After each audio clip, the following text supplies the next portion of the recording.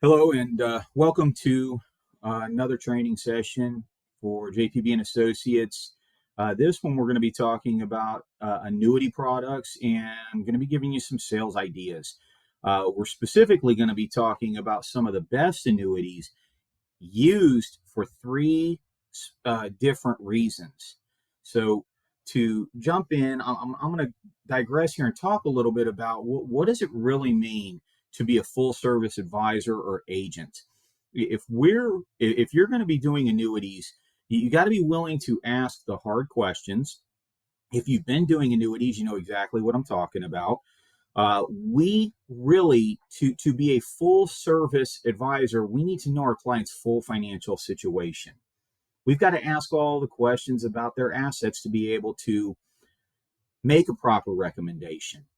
And in doing so, I mean, we could go out and sell a one-off on an annuity that somebody just wants to roll over. Nothing wrong with that. I'm not saying that every case is the same, but as we start dealing with people who've been putting money away for 4 or 5 decades, this is their life savings. It is really important that even if what we have is not right for them, for us to be able to help guide them in the right direction. In saying that, we need to study, and again, a lot of us have already done this, and if you have, great. If you haven't, here's some things that you want to look into. You want to study and learn all aspects of retirement planning: Social Security, Medicare, taxes, wills, and trusts. It's real important that as we start talking to people, as we talk to people about retirement planning, Social Security is a big part of that. When to take Social Security, to know the pitfalls, to know that if you take it before age 67, full retirement age, and you're still working and you're making an income, there's a good possibility you might make more than what they allow, and they start pulling back some of your Social Security that you're getting. But after age 67, you can make as much money as you want. It doesn't matter. Or things like the spousal benefit within Social Security. Those things can help you help your customer set a good foundation to their retirement planning. Medicare, or I'm going to expand this a little bit more, Medicare and health insurance. Because if you're talking to a client who's pre-65, one of the first conversations you want to have with them if they talk to you about retiring early is health insurance. Because what's going to happen is that may be one of their biggest expenses post-retirement, but pre-age 65 that they're going to have. It's important that you build that in to the retirement plan. Taxes. We do not need to be CPAs, but we should have some knowledge of the tax brackets, tax deductions, things of that nature, because as we move with our clients through retirement, it's real important that as we give advice, not just today, not just when we sell a contract, but 10 years down the road when they're actually taking the money out, and we need to advise them on, maybe we should take it out of this account over here where we're only paying taxes on the interest rather than your retirement account so that we can keep your taxes down. Again, it's their CPA's responsibility to help them out with the finalization of that, but your knowledge of it can help strengthen the relationship between you and your client and also build for more referrals from people that they know. And wills and trusts. It's important to know that a will is a public document that is filed and does go through probate, so the public does know about your assets when you die. But a trust is a private document. It is only filed with the attorney. So when you pass away and the executor settles the trust, the whole world does not know your assets. So if somebody wants to be private, a trust might be a better opportunity for them. And another piece of advice that I give people is a ladybird deed. It's one of my favorite trusts. It's just a fancy way of saying or dumbing down. It's a trust for your primary residence. Well, you may have a lot of clients. I know I do. I have a lot of clients where they have a lot of liquid assets that's over here at the bank, that's with the insurance company, that's in the stock market, but they really only have one, what I call hard asset. A hard asset, in my verbiage, is something that's non-liquid, a business, a home, rental property. Well, a lot of clients may only have, and this is what I find, may only have one hard asset, their primary residence. Well, they may not need a full-fledged trust. depending on their circumstances. They can go and pay, and a ladybird deed is a lot cheaper. It's about $200 to $300 right now. And that is the trust just for their primary residence to leave to their kids. And another piece of advice you might want to give somebody is, and this is just information, not necessarily advice, is if you've got a client that's lived in a home for a long period of time, let's say they bought it 30, 40 years ago at, and I'm making the number up, $100,000, and today that house is worth $700,000. Well, if you put your child on that deed, that child is assuming your purchase price, so that when you pass away, they're assuming the $100,000 purchase price and a $700,000 sale price. They've got $600,000 in capital gains they're going to pay. But if you leave that home to them in a trust or a ladybird deed, they get what we call a step-up provision. That means that they inherit the home at the value it is the day you die. So they inherit the home at $700,000. If they turn around and sell it tomorrow for $700,000, no capital gains. Just an important thing to be able to have in your toolbox. Now, there are other ways to get away with the capital gains. If the person lives in the home for 2 years or more, to up to $250,000 of the capital gains is reduced off of that amount. There's just different terms there, different things that they can look at. But the most important part is, in my opinion, would possibly or probably, let's say, tell somebody not to put their kids on their deed with them. Go pay a couple $100 for a ladybird deed. Their kids will benefit much greater in the future. Another one is, know the difference between a Roth IRA, a traditional IRA, and non-qualified money. For all intents and purposes, the deep down definition of Roth IRA and traditional IRA, or 401k or 403b, which are all titles. They're not accounts. They're just a title that's put on money. Those, the true definition really deep down is special tax treatment of money. Whereas a Roth IRA, you invest with after-tax money, but everything you get out down the road is tax-free. Traditional IRA, you are investing and you are taking the deduction today, so you're investing with pre-tax money, but when you go to take it out later on down the road, it's 100% taxable. Non-qualified money, that's your ordinary money you've already paid taxes on. It's in your bank account. It is after-tax money. So it is important as we advise people on what and where they should put their money. These are not accounts, these are titles, but the most important thing is we do not want to mix these amounts. You cannot and do not want to mix Roth IRA with traditional IRA. That's going to cause a big tax consequence. You do not want to put a traditional IRA into a non-qualified title. So you just don't want to mix, because you might have a client that has 3 or 4 different accounts that they want to merge together. It's very important to know what the true title is on that money, not where it's coming from. It could come from a CD, it could come from the stock market. It doesn't matter. It's what is the title? Is it Roth? Is it traditional? Is it non-qualified? Then it's important to know the different places people can put their money. Now, I simplify this, and this is one of the things that I get complimented on all the time, is when I walk away from the table, I get complimented that people actually truly understood what was being said. Now, I don't mean that facetiously, and I'm not talking, what I'm saying there is that there's a lot of advisors out there that try to talk over people's heads, and they end up losing them. I talk very basic, and I tell them that up front. I'm going to talk basic, and I'm going to let your questions elevate my conversation. I'm going to let you tell me if what I'm telling you is too basic for you, is what I'm saying. Because what I want the client to walk away from the table with a true understanding of where their money is, what the recommendation is, and what the outcome for them is going to be. So 3 places, and this is so basic, people can put their money.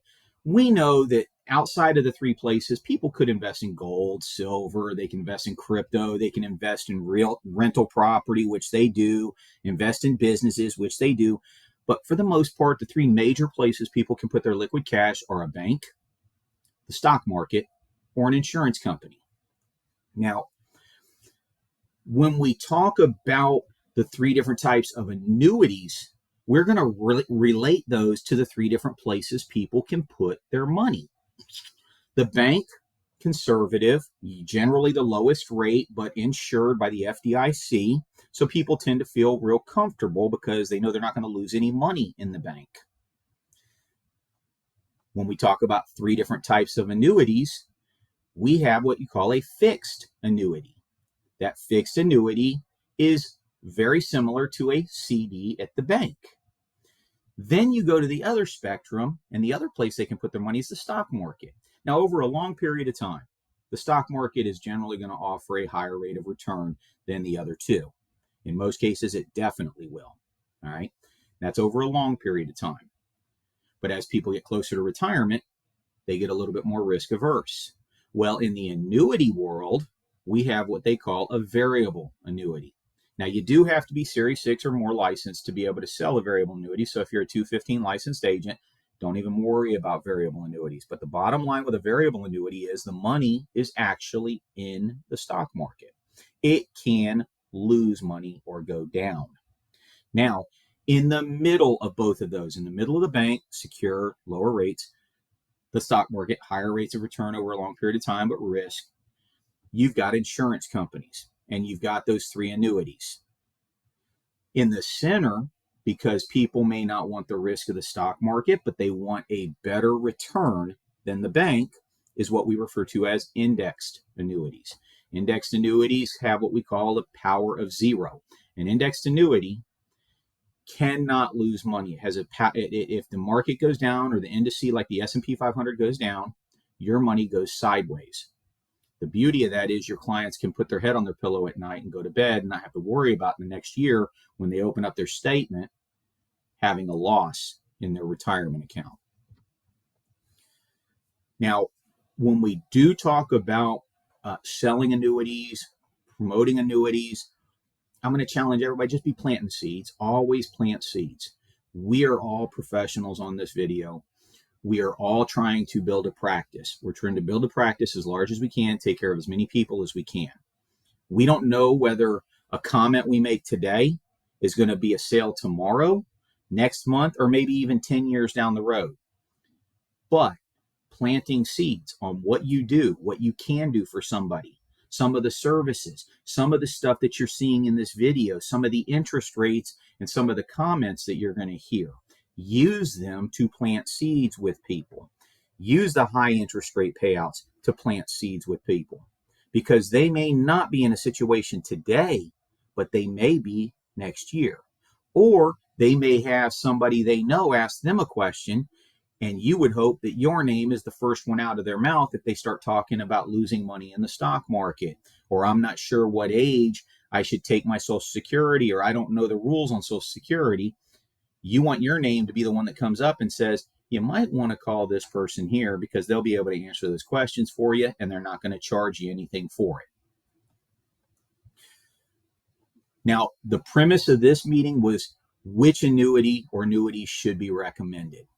Now, inside of these annuities, I'm going to give you some sales ideas, some comments, some things to say, but we're going to start off with 4 annuities, but 3 different reasons that people may buy an annuity. Number 1 is people in retirement like guaranteed income. One of the best income annuities today, and this is July 2026, so it could change 6 months from now, a year from now. One of the best income annuities today is Corebridge, which is AIG's Power 10 Plus Income. You may have some people with a fixed mindset. Maybe they have money in the bank and CDs, and all they've ever dealt with is fixed annuities. One of the best set of fixed annuities in the market today is American National's 3 to 10 year fixed annuities. They're called MYGAs, or multi-year guaranteed annuity. And then you have the indexed annuities that are there for growth. Maybe they want to take money out at their leisure. Maybe they just want it to grow without having to ever worry about losing money. They know that in an indexed annuity for growth, they're going to have the upside potential with none of the downside risk. 2 of my favorite, and the reason I have 2 here is because they're a little different. One is the American National, that's what ANICO stands for, the American National's Rate Certain Indexed Annuity. The other one is the Corebridge or AIG's Power 10 Indexed Annuity. This one does not have the rider on it. And I'll tell you why these are all my favorites, at least today. First, we're going to talk about income.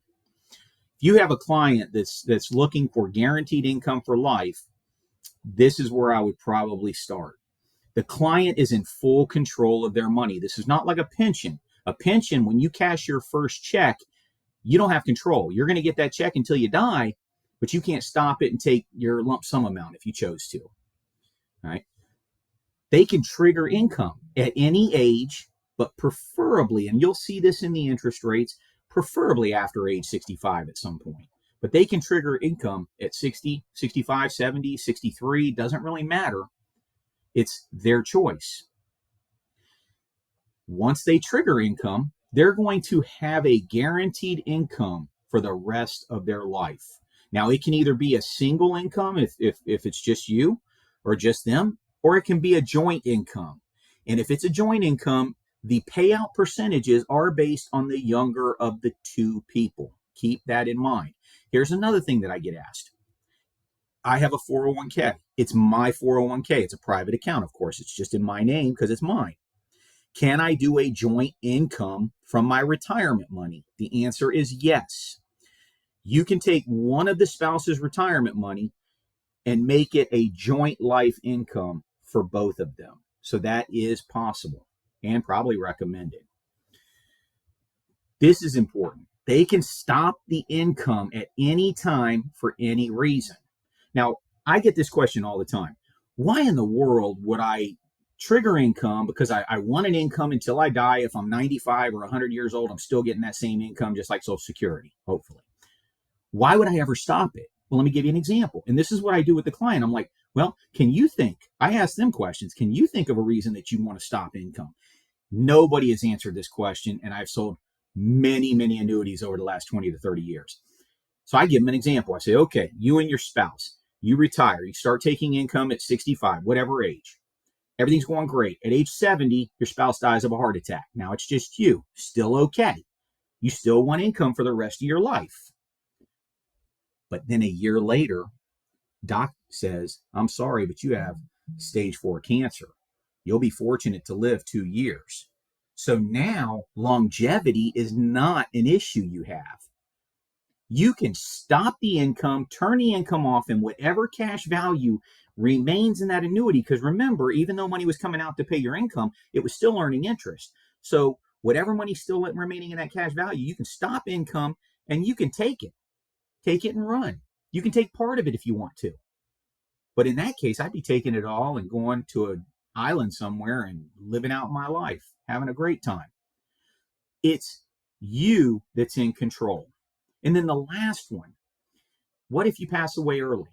You start income today, you die 6 months down the road in a car wreck.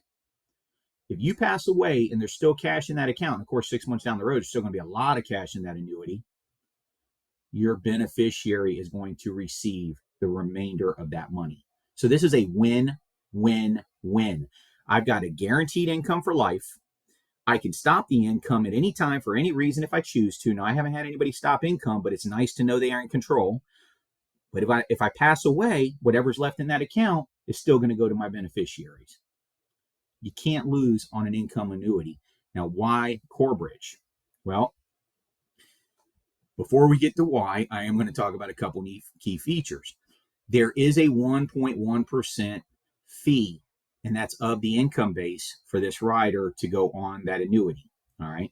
So my recommendation, I tell everybody this: if you ask the customer as you're going through all the questions and you know all their assets, if you ask them, is this portion of your money gauged, geared, wanting to be guaranteed income for the rest of your life? If their answer is yes, write this annuity. If their answer is maybe, I would not write this annuity. Because what you don't want to do is you don't want to be charging a customer a 1.1% fee for a product that they may not use.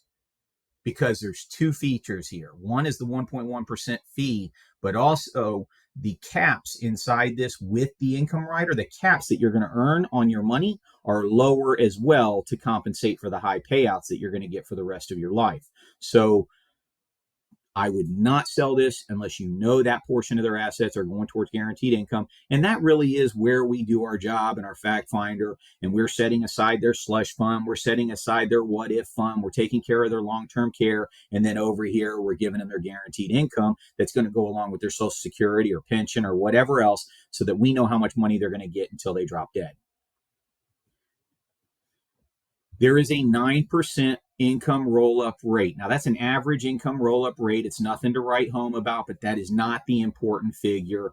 And what happens is indexed annuities only credit once a year. Very secure, but they're not going to have any fluctuations mid-year. So what happens is you're going to have two figures. You're going to have your real cash that's earning interest, and then you're going to have what we call an income number. And that income number is guaranteed in this annuity to go up at 9% simple interest for up to 10 years. So you could actually tell a customer exactly what their income is going to be if they trigger income 7 years from now, 9 years from now, 10 years from now, because that amount is 100% guaranteed at inception. But the income amount is going to go up. It's a fictitious figure that's going to go up 9% guaranteed every year, simple interest. And then when they trigger income, the percentage they are taking out of this for the rest of their life is not gauged on their actual cash. It is gauged off of that guaranteed 9% roll-up number that you will be able to see in the illustration and be able to tell the customer, this is guaranteed, this income is guaranteed. If you start at 65, here it is. If you start at 70, here it is. You know exactly what those numbers are. The second number in an income annuity is the most important number. It is the payout percentage. I have seen, and we sell them, annuities that have fluff, a 20% first year bump, a 10% growth every year on the income amount, but then their payout percentages are awful. And so their payouts are lower than Corebridge, even though the income number is much higher. That income number is fake. All you're doing with that income number is you're applying a percentage to it that they're going to take off of that every year for the rest of their life. So it stands to reason, if your payout percentages are higher, you're going to get a bigger piece of the pie every single year until you die. The key here is these numbers are guaranteed. So all you have to do in your illustration is look at the guaranteed column. Doesn't matter what their cash is. Doesn't matter how much they made or didn't make on their actual cash. You look at the guaranteed number on the income rider, and that's guaranteed. That you can tell the client. As most annuities, it has the 10% free withdrawal. Now, I challenge you, I probably would not take money from this annuity, because if you take money out, it's going to affect the income amount, and it's going to bring that amount down.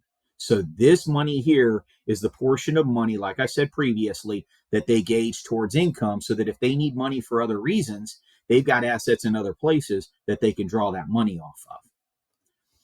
Issue ages are 50 to 75 for the Power 10, and for the Power 7, 50 to 80. It goes up a little bit older.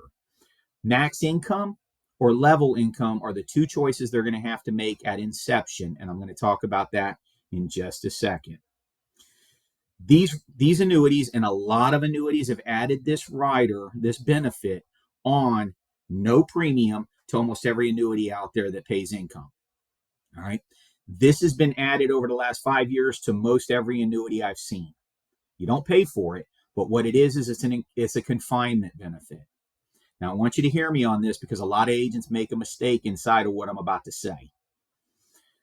What it does is it will increase your income you are earning if you suffer a long-term care need and are confined to a facility. Now, what does it increase? What amount? If it is a joint life payout, it's going to take whatever the person's making and increase it by 150% for up to 5 years. If it is a single payout, a single person, it's going to double. It's going to increase their payout 200% for up to 5 years. Now, there's 3 caveats, and I want you to hear me on this, because a lot of agents don't realize this. One is, and not that big a deal, you have to have the contract for 2 years. 2 is, you got to be confined for 90 days or more. That's standard on almost all of them. This next one is standard on almost every one that I've seen, but a lot of people don't know this. It has to have cash value still in the annuity. The moment that cash value is exhausted, this feature does not exist. So if somebody goes and has a long-term care need 10 years into the contract, they're probably still going to have cash value in the contract, and their payment's going to either double or go up 150%. But if they're 20 years into this contract, there's a good chance that their cash value has hit zero. They're still getting their check because it's a lifetime guaranteed income till one or two of them both of them pass away.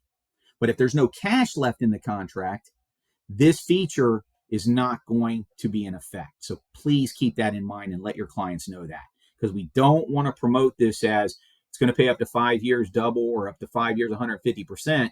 And we don't, and then they go on claim at 90 years old or 85 years old and their money was exhausted and it doesn't double. All right. We don't want that. Now, here's why this one is so powerful. There's two grids here. There's a max income and a level income. I want to talk about max income. This is for someone who wants more money up front in the first 10 to 12 years of retirement and then is okay with it dropping after that. It's still guaranteed, but what's going to happen is I want you to key on the 65 to 69-year-old age group. You got somebody that's 65 years old. We're going to use single. They want the maximum income in up front. So they're going to get, if you look just to the right of that, they're going to get 9.2% paid out of what? Now, what is that 9.2%? That's of what that fictitious roll-up 9% income number went to before they triggered income. So that's why that 9% is important, but it's not the key factor. It's going to grow at 9%. It's a fake number, but whatever that number grows to, they're going to be guaranteed 9.2%. Here's the caveat: until the cash value hits zero. When the actual cash value hits zero, and a lot of times it's somewhere between year 10 and 15, depends on the contract, they're going to be making the 9.2% of that roll-up number. After the cash value hits zero, look to the right, the amount is going to be 6% of whatever that roll-up number is. Still a really good percentage, but they got 9.2 in the early years when they could go and do the things that they want to do, vacations and stuff, and then it does drop to 6 after that. Not bad. Very good interest rate environment. But now I want to go to the more popular one because people like to know what they're going to make. They like that level income. This is level income. Now, it's whether it's single or joint, doesn't matter, but I'm going to look at age 65. And I want you to get this sales tech. We're going to talk about some sales ideas after this, but I'm going to be talking about some of them right now that I might repeat. 7.7% payout for a single person for a lifetime income if they're 65 to 69. If they wait till they're 70, 8.2, 75, 8.7. It's when they trigger the money that percentage kicks in. So if they trigger it at 67, it's 7.7. If they wait till they're 70, 71, 72, it's 8.2. But I want you to think about this. Single, 7.7% payout. Married or joint income, 7.2% payout. How much does a broker allow somebody to do a drawdown of their investment account at the brokerage firm? Most brokers will use the 4%. Some may go up to a 5% rule, meaning if they have $1 million in their brokerage account, they'd allow them to take out $40,000 because they would feel safe that their account is going to be okay and still have money in it until they die, whether they're 90, 95, 100. The problem is they don't know that. They can't guarantee that. That's why they can't use a 7% payout. But imagine this. Somebody comes to you and they're retiring tomorrow. We're not worried about the 9% roll-up rate because they're going to retire tomorrow. They want to take a chunk of money and turn it into income for next month. Whatever they give you, and you put in this annuity, if they're a married couple, you can guarantee them 7.2% payout for the rest of their life. Very powerful. Very few companies come close or match or beat this, especially at this point. And once you do the contract, these numbers are guaranteed. I don't know where they're going to go in the future, but right now they're outstanding. Sales idea. Sales idea number one. People that are 59 and a half that are still working and have a 401k or 403b. Now, a lot of people have been taught that you can't move your 401k until you stop working. That is not true. People that are over 59 and a half can move most, traditionally not all, there's usually a minimum amount like $1,000 or $5,000 that they got to keep in their 401k, but you're generally not going to move all of it up front, but they can move most of their 401k out. And what happens is people that get close to retirement get risk averse. They don't want as much risk. And where are 401ks and 403bs? They're in the market. Yeah, their broker says whoever's managing it says we got you well diversified. But if the whole market crashes, the whole market crashes. And that's why people, when they get closer to retirement, should start piecemealing off part of their portfolio and put it in something where it's a little bit more conservative, something they can't lose money in, like an income annuity or an indexed annuity. But if they're 59 and a half, all you have to do is sit with them, call the company, and figure out how much of their 401k they want to move out of their 401k or 403b and into an annuity, whether it's the indexed annuity with no income or whether it's the indexed annuity with income or one of the other annuities we've talked about, or we're going to talk about as we move through this. So that is key. Over 59 and a half, still working, they can move their 401k. Retired people, we just talked about this. Retired people doing the drawdown method with a brokerage firm. If somebody is not investment savvy or they're risk averse, this is probably not the best method for them because they're banking on the fact that their investment account in the brokerage is going to continue to at least maintain what they're taking out or be there without any kind of market crashes if they live until they're 95 years old. It can be very, very risky. It's not a bad idea, especially if it's 4% or 5% if you're making good money. But in retirement, I want security, and that's who I am. When I got clients moving into retirement, I do not apologize. I say I'm very risk averse in retirement. You may or may not like my opinions, but it's all gonna tread around being very cautious with any losses in retirement because I don't like losing money in retirement. People 55 to 60 with larger liquid net worth, looking for guaranteed retirement income. Now, this is a conversation that happens. This is not something that you're just going to walk and stumble upon. But why 55 or 60? Because if somebody's not going to retire till 65 or 67, and they've got money that they earmarked for retirement purposes, they've already got it earmarked for retirement purposes, unless, of course, it's in a 401k or 403b. If they're 55 or 57, as an example, you can move it into the income annuity, and they can get that guaranteed 9% growth for up to 10 years, have it guaranteed and know exactly how much money they're going to earn off of that guaranteed for life, whether it's single or joint income, 10 years before they retire. And they can compound that with their Social Security or their pension payment, or even withdrawals on drawdowns on other accounts for vacation purposes. Someone with a pension plan that has not yet been triggered. This is important. You need to plant those seeds because people who haven't retired yet may retire in the next 4, 5, 6 years. And you don't want to catch them after they've made their pension decision. You got to catch them well before they've made their pension decision and let them know before you decide to retire, before you retire and you decide what you're going to do with your pension, give me a call. Because what happens is most companies will give the client two options, a guaranteed income for life or a lump sum option. Well, if they give them a guaranteed income for life, I hate to tell you this, a pension plan is nothing more than an annuity. The company, if you choose income for life, the company is going to take that lump sum and they're going to put it into an annuity with a company and it's going to pay you an income for life. So what I tell them is get me your lump sum amount and get me your guaranteed income amount. I'm going to take your lump sum amount and I'm going to run it through this annuity right here. And I'm going to see if I could pay you a better guaranteed income than the company is offering. If I cannot, I'm going to tell you to take that income if that's what you want. If I can, then you got a decision to make. If I can pay you more money, why not take it? But that would be up to you. Now I'm going to take a breath. We're going to switch gears and we're going to go to fixed annuities. One of the best family of fixed annuities out there is American National's MYGA. MYGA stands for Multi-Year Guaranteed Annuity.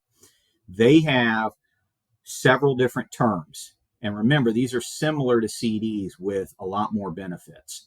They got a 3-year term, and then they got 5, 6, 7, 8, 9, and 10. Fixed rate, meaning whatever the rate is the rate they're going to have for that term period. Unlike a CD, this gives them liquidity. 10% free withdrawal every year. People aren't going to take 10% out because they liquidate their account within 10 years, but they have that option to access this money, maybe for vacation, additional income, whatever it is that they want to take out during the surrender charge period. But there is a 10% liquidity each year. This is nice. American National goes down to $5,000 minimum deposits. Most companies, including AIG, as we saw, have a minimum of $25,000. So for your smaller rollovers, this may be what you want to look at somewhere in the American National family of annuities. Here's another benefit on their MYGA. The issue age on this one goes all the way up to 90. So if you have somebody over age 85 and you have limited options for where they can put their money, this is a great place for them to put their money. Now, why are they good? If you look across the yellow batch, you got your 3-year and then you got your 5 to your 10-year terms. Pretty simple. You get what you get. You don't throw a fit. Whatever your interest rate is what your interest rate's going to be for that entire term. Along the left-hand side, they do band their annuities. Under 100,000, 100 to 250 gets a little bit higher. 250 and above gets a little bit higher. And if you look at these rates, I want you to look over to the 7-year. It's got the best rate of all of them. The 7-year at 250,000 is 5.45%. Very, very good rate. There are a lot of people out there, and I'm going to repeat this in a second, with CDs that would benefit from a fixed annuity rather than a CD. And I'll explain again some other benefits associated with it. Before I do, though, American National does have, and sometimes I call these gimmicks, but they do have a first-year 5% bonus on their 6-year fixed annuity. So in the first year, over 250 is going to make 9.75%, and then from year 2 through 6, it's going to make 4.75%. This annuity is really good if you're trying to overcome a surrender charge with another company. You're trying to roll over an annuity that has horrible interest rates from 7-8 years ago, but they got a 2-3% surrender charge. You can roll them into the 6-year. If they got a 3% surrender charge, they're still going to make 6.75% first year and then 4.75 every year up thereafter through the 6th year. Very good there. But I did gauge this out because I'm a numbers person. And the 6-year with the bonus compared to the 7-year over the first 6 years of the 7-year, the 6-year is just barely over the return on the 7-year. So it's a toss-up there because the 7-year is going to give you an extra year of 5.45%. Don't let the gimmick fool you, but it is a great way to entice somebody over for different reasons because it's nice to say I'm going to get you 9.75% first year and 4.75 for the next 5 years. I kind of touched on it, but if you're not doing this, please start doing it. We know a lot of people that have CDs in the bank. They're fixed mindset. They don't like the market. They're willing to take a little bit less interest to know they're not going to lose any money. Number one, if they're not, the question I ask them, if they have CDs in the bank, the very first question I ask them, are you using the interest?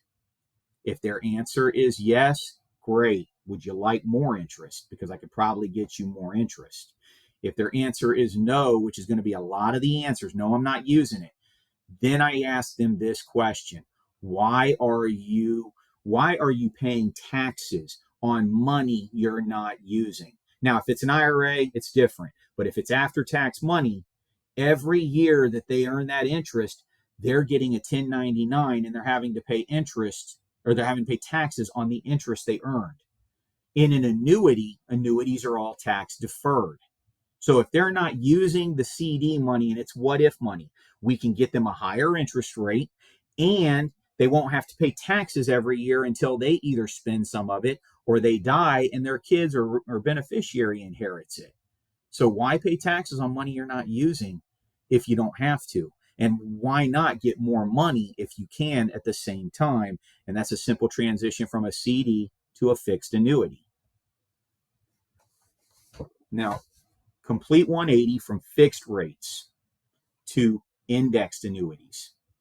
These are indexed annuities for growth purposes. Somebody may want to take money out each year. They may not want to take money out, but they want the freedom to know they can. And they want to know that they're going to have the ability to make more money than they can make in the bank with no risk in the market. One of my top two is the rate certain indexed annuity with American National. And the main key on this indexed annuity is the indexed accounts, the indexed rate accounts that they get every year are locked at issue for the entire term of the annuity. So if you choose it, in this case, there's 4 terms. There's a 5-year term, 7-year, 10-year, and 20 years. I sell the 10-year on almost everything, unless age is an issue, because surrender charges do not affect me. If you do a proper job taking care of the client's assets, they've got enough money to draw off of on the side so that if they need money, they're drawing it from a place that is less secure than their indexed annuities. So 10-year is the number one annuity I sell across the board. Plus, it generally has better rates, better caps, better participation rates. The 20-year is even better, but that's more for inheritance purposes, and you'll see what I'm talking about in a second. Now, before I talk about the free withdrawal, I'm going to talk about these rate locks. If you sold annuities, and a lot of you have for a long time, you know that in 2018, 17, 16, 15, in that time period and before, interest rates were in the toilet. They were awful. People were earning maybe 1% at the bank, and that's if they're lucky. That's if they're lucky they were earning 1%. We don't know if we're going to go back there, and if we do, we probably will at some point in history, but we don't know when. Well, we've got a lot of old annuities that have old caps. Old annuities that have an S&P cap, meaning they can only make up to 3 and 4%. And now the caps are tremendously higher. We're in a great interest rate environment. Now, if we were in a bad interest rate environment, this would not be my favorite by far. But we're in a great interest rate environment where we can lock in these rates for 10 years for the client and not have to worry about them changing. I'm going to show you those rates in just a second. But it also has the 10% free withdrawal liquidity. Easy to understand accounts because there's only one fixed account and the other 3 accounts are S&P 500 accounts. Very simple. We're going to run through that. Minimum deposit, again, $5,000 for retirement money, $10,000 for non-qualified or after-tax money. Issue ages, 0 to 85. And the 20-year one is 0 to age 50 for obvious reasons because of age. Again, we know this, indexed annuities, fixed annuities, there's no downside risk. You're not going to lose your client money. So we don't have that risk. There are other features. Now, I don't know if your state, you might want to look at the laws in your state, but I know in the state of Florida where I'm at, annuities are protected from lawsuits. Very big feature for some people, especially the seniors that are still driving out there today. So protected from lawsuits is another feature. Tax deferred for non-qualified money. We talked about that earlier. That is huge. All annuities are tax deferred. Now, retirement money is tax deferred anyway, but we're talking mainly about the non-qualified money so that people are not using. It's what if money that we can save them on taxes. Now, why is this one so popular in my eyes is you've got 4 different accounts. The fixed rate account, the declared account, simple. 3.8. We're going to go by the 10-year. I want to go down the 10-year, which is the second column from the right. Let's talk about the rate certain 10. For 10 years, your fixed account is going to be locked at 3.85. Negative, it's not going to go up. Positive, it's not going to go down if interest rates go in the toilet. So next account is your enhanced trigger. These next 3 accounts are simply based off of the S&P 500. Indexed fixed annuities, you only get a statement once a year. They're very easy. You're not going to get a quarterly statement because there's no fluctuation in these. You're going to get an annual statement on the anniversary, and if the account you're in goes up, you're going to make whatever the account says you're going to make. You can also, in all annuities, you can put the money in separate accounts in any percentage you want. You can put 100% in one account, and then you can switch it every year on the anniversary so you're not stuck in those accounts.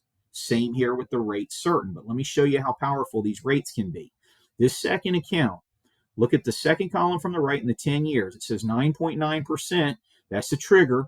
The trigger threshold is 5%. And as always, you will always see 0% of the floor. That means if the S&P goes down 30%, your client's going to have the same amount of money in there next year that they had in there this year. They're not going to lose a dime. But how this particular account works is if the S&P goes up over 5%, you're going to make 9.9% on everything you have in that sub account. If the S&P goes up 4.99%, you're not going to lose anything, but you're not going to make anything. If it goes up 1, you're not going to make anything. If it goes down 30%, you're not going to lose anything. So the nice part about this account is you're either going to make 9.9% or nothing if the S&P doesn't go up 5% that year. The next account, same thing. It's either 7.75% or 0. The S&P goes down, you don't make anything, but you don't lose anything. This one, if the S&P is flat, same exact number last year as it is this year, or it's up 1 penny or more, if it's just flat or up, everything you have in this account is going to make 7.75%. So they're either going to make 7.75, the S&P's flat or up, or they're going to make 0 because the S&P went down. Simple. And the last one is for somebody who still wants some interest, even if the market goes down. So it's the S&P protected trigger. What this is, if the market goes down, you're going to make 2%. If the S&P is flat or up, you're going to make 6.1%. There's no in between. Market down, I still at least get 2%. Or S&P down. S&P flat or up, I'm going to get 6.1% on everything in that account. And the beauty is the fact that 6 years, 7 years down the road, if interest rates are back down to 1% and everybody's crying because they're in the bank trying to find anything that they can get over 1% or 2 or 3% on, you're going to be able to look at your clients and say, hey, you've got a 9.9% possibility, a 7.75 or a 6.1%, because these rates will remain the same for that term. Very powerful. Sales ideas. Current annuity owners that have suffered, and I mean suffered, with low cap rates. So if you've sold annuities in the past and you have annuities from 2016, 15, 18, even if they have a little bit of a surrender charge left, take a look at them. Take a look at what those caps are. If that cap is 3 or 4%, that's the maximum they're going to make on that account, even if the S&P goes up 30. If you move it over to here, you can guarantee them higher caps for the entire term of that annuity, 5, 7, 10, or 20, whatever one you choose. 10 being, again, my choice. All right. But if you haven't sold annuities, trust me, there's a lot of clients that and relationships and friends that you know that have annuities that may have what I call these suffering cap rates.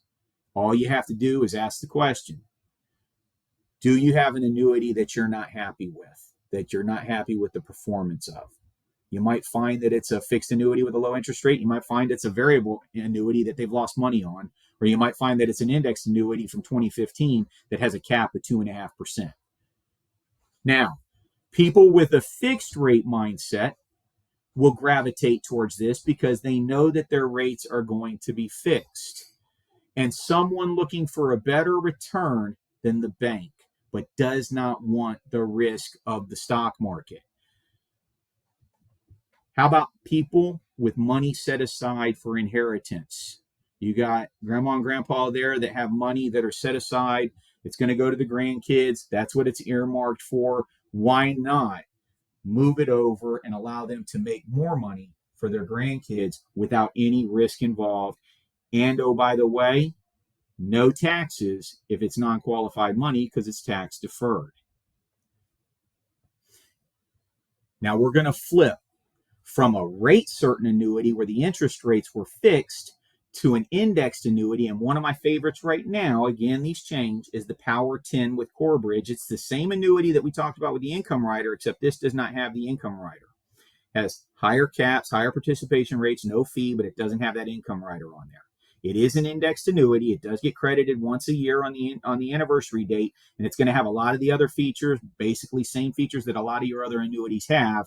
The minimum on this one, though, is $25,000. Issue ages are 18 to 75.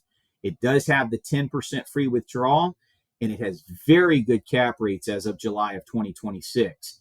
No downside risk. Where'd you hear that before? And then let's get right into the interest rates. I want to show you here that if they're in the S&P, and I apologize for a little bit of the blurriness here, but if they're in the S&P and their investment's over 100,000, their cap is 9.6%. The nice part about this is there's no threshold. That is a dollar for dollar percentage return. If the S&P goes up 3.3%, they're going to make 3.3. If the S&P goes up 8, they're going to make 8. But if the S&P goes up 12, they're going to make 9.6% because that is the cap. If the S&P goes down, again, we don't have to worry about it. No downside risk. The next S&P account is a participation rate account. 52% participation rate for over 100,000. And I'm going to use 50% in my example because it's easier to calculate. What this means is the client is going to participate in half of what the S&P goes up with no cap. So in a year where we have a market crash, this is the account that I love because let's say market crashes, and this has happened. This happened in 2008. It happened in 2020 during COVID, where we had the S&P go up over 40%. Sometimes some accounts went up higher. So if the S&P goes up 40% and you're in a 50% participation, you just made 20% on that money. Great account when the market is down. The cap account above it is great in average markets that are going up and down because you're going to get credit for any upside potential in the S&P. I'm going to skip over the enhanced participation because that comes with a fee. I do not personally put any of my clients in any account that has a higher rate but charges a fee because on down years, they're going to see lowered money on their statement and they're going to want to know why they lost money. Well, it's because there's a fee for that extra percentage, and I sell these as no loss, no downside risk. So I stay away from any enhanced rates that cost a fee. The last one's a trigger rate. Pretty simple, just like the American National. It's 7% or nothing. If the S&P is flat or up, you're going to make 7%. If the S&P is down, you're not going to lose anything, but you're not going to make anything. And then they have the AQR Dynamic Fund. That's a participating account, participation rate. The Merrill Lynch Strategic Balance, more conservative account. AQR is actually more conservative than Merrill Lynch. But then the PIMCO has a lower participation because it is a more aggressive fund. And then, of course, you have the fixed account, which is 4% for over 100,000. And remember, you can mix and match, put money anywhere you want to put it. You can put 100% in one or 25 in 4 different ones. Doesn't matter the percentages. And you can move it every single year on your anniversary when you get your statement. And I keep saying you. We are talking about your clients, of course. Finish up with some sales ideas here. Old 401ks or 403bs that are still with the old employer. This is good for all ages. So you could have a friend that's 45 or 50 years old, and the question that I like to ask is, hey man, do you have any old 401ks that you didn't move over to your new employer? If the answer is no, move on. But if the answer is yes, I do, my question is, would you like some help moving it?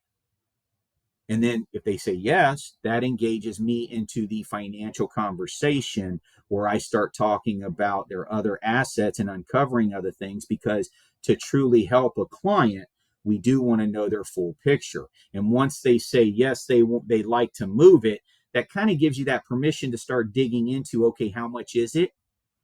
Do you have a current 401k with your new employer? How risk averse are you to the market? Would you like to secure the assets on that old 401k so you don't ever lose any money on it, which would be an indexed annuity for growth? And that can work for any age, depending on their risk tolerance or whether they want to conserve that particular portion of their retirement account. Someone looking for better returns in the bank, we've heard this a million times, but they don't want the risk of the market. This one is huge because as people get closer to retirement, if I were to give you one good question to ask somebody that's over age 55 or even 50, but mainly 55 and up, is, have you decided when you're going to start taking Social Security? It is an obscure question that is not asking them personally about their retirement plans, about their assets, about their 401k. It's not asking them that. It's a generic question that everybody's familiar with. Have you thought about when you're going to take Social Security? Doesn't matter what the answer is. If they say yes, that's great. What kind of thoughts and do you know the ramifications of taking it early if you're still working, and the other benefits associated with Social Security? And if they say no, it's like, well, if you'd like, I would have no problem engaging you in a conversation about the good and the bad of taking Social Security early versus later on in life, because Social Security is the only investment I know that is going to grow at an average of 8% a year from age 62 to age 70. And depending on what your current assets are and your situation is, when you decide to trigger Social Security could be one of the foundations to your retirement plan.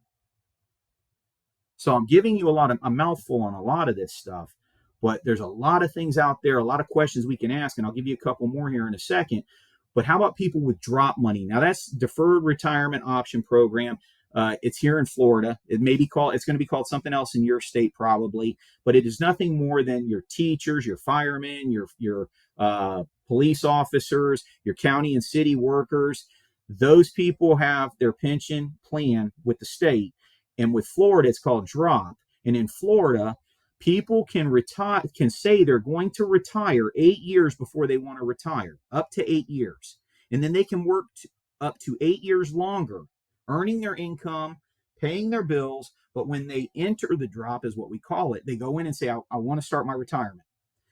That day, the company starts paying them their retirement money, and they still go to work and pay their bills. They're double dipping, but they don't get that money. That money goes into an interest-bearing account that they cannot touch until they actually retire. And they can work 1 year, 2 years, or all the way up to 8 years is the maximum. What happens is they're paying their bills. They're making their money just like they did last month. But this month starts their retirement. And so they're, like I said, double dipping. They're getting that retirement money put in there. But at the end of that 8 years, when they do retire, they're going to have a chunk of money. It is retirement money. They're going to have to roll it into an outside retirement account, i.e., indexed annuity with an income rider or without an income rider, or a fixed annuity. And we're just going to slap the title IRA on it so that they don't have to pay any taxes. So we roll it out of their retirement plan with the state, and they roll it into an annuity as an IRA, no taxes. And then they can decide, do I want to turn it into income? Do I just want to take money out, or I just want to let it continue to grow? There's millions and millions of dollars every year coming out of the state retirement funds of people having to make a decision. And you know that over 50% of this, I know this in Florida, over 50% of the drop money goes into the bank because people don't know where to put it. And the advisors that come in to talk to them confuse them. Basic conversation with your clients will help them make financial decisions as long as they trust and like us and feel that we have their best interest at heart and we have engaged them with knowledgeable conversation. That's why a lot of these little things that I'm saying in here, and a lot of the agents that are going to watch this probably already know 99% of this stuff. Hopefully you did learn something from watching this video. But if you're new to the game or you haven't written a lot of annuities, there's a lot of opportunity out there for all of us to be able to help our clients. Now, I do appreciate everybody sitting through this. I do want to give you a couple other things. One, I've already talked about. It's about the questions. It's about the opening conversation. Talk about obscure stuff first. We can't just jump in and ask people, how much do you have in your retirement plan? How much do you have in your 401k? How much do you have in the bank? Those are intrusive questions, but there's a lot of other ways that we can engage people in financial conversations, like, how do you feel about the market, man? It's just crazy right now. I don't know what the heck's going on overseas. I don't know about the oil. Now, y'all know that this is a timed video. It's July 2026, but there are certain current events that you can use in conversation that will get people to talk financially if we talk long enough. So my biggest question on the market is, man, how do you feel about the market? I'm getting a little bit concerned. Then if they have money in the market, they'll probably engage in conversation, tell you whether they're happy, they made a ton of money, they're getting concerned, whatever the situation is. And if they don't have any money in the market, they're going to say, I don't care, I don't have any money in the market. Then you know what you're dealing with. Another one is, and I've already said it, have you thought about when and how you're going to take your Social Security benefits? Have you thought about the ramifications of taking it early or the benefits of taking it later? There are so many ways in which we can engage people. One other one, before I let you go, would be, have you set up a will or a trust yet? Answer doesn't matter. Yes is great. No is, You know, my next statement is, did you know that a will is a public document and a trust is a private document? A lot of people don't know that. Will has to be probated. Everybody can find out your assets. A trust is filed with the attorney. Nobody has to know about your assets. So I leave you with that. Thank you for your time. Good selling. Godspeed.